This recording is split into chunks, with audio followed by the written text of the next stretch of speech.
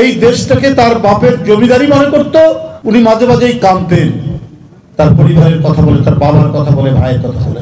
এগুলো ছিল সব অভিনয়।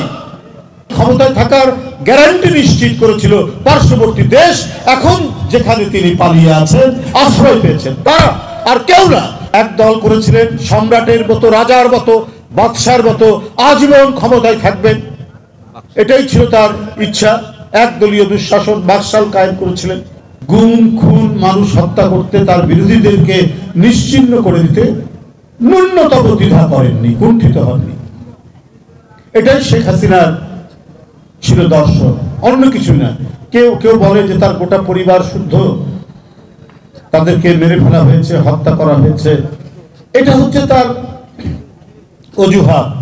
উনি মাঝে মাঝেই কাঁদতেন, তার পরিবারের কথা বলে, তার বাবার কথা বলে, ভাইয়ের কথা বলে। এগুলো ছিল সব অভিনয়। ওর এসবের কোনো মায়া মমতা নেই। যে মহিলাটি 15.5 বছর 16 বছর প্রধানমন্ত্রী থেকে বাংলাদেশ ব্যাংক লুট করেছে, বেসিক ব্যাংক লুট করেছে, সোনালী ব্যাংক লুট করেছে, বাংলাদেশের আর্থিক প্রতিষ্ঠান লুট করেছে, তার আবার মায়া মমতা কিসের? সে ক্ষমতায় থাকতে চেয়েছে, আরো বেশি লুট, আরো বেশি টাকা পাচার করবেন তিনি, আর তার নিজের লোকদেরকে দিয়ে, তার শেখ পরিবারের লোকদেরকে দিয়ে।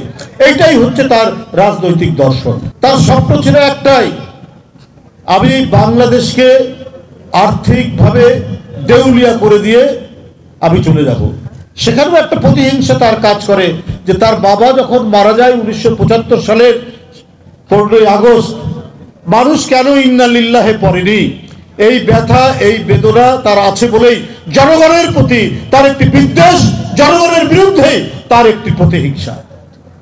আর দুঃশাসনের যে ভয়ঙ্কর দিনগুলো 72 থেকে 75, এবং সেই দুঃশাসন চিরস্থায়ী করার জন্য যেমন শেখ হাসিনা এবার করেছেন, তার বাবাও কিন্তু সব দল বন্ধ করে দিয়েছিলেন, কথা বলার সমস্ত প্রতিষ্ঠান বন্ধ করে দিয়েছিলেন, খবরের কাগজ পড়া বন্ধ করে দিয়েছিলেন, সমস্ত গণতান্ত্রিক যে মাধ্যম, গণতন্ত্রের যে শর্তগুলো সব বন্ধ করে দিয়েছিলেন।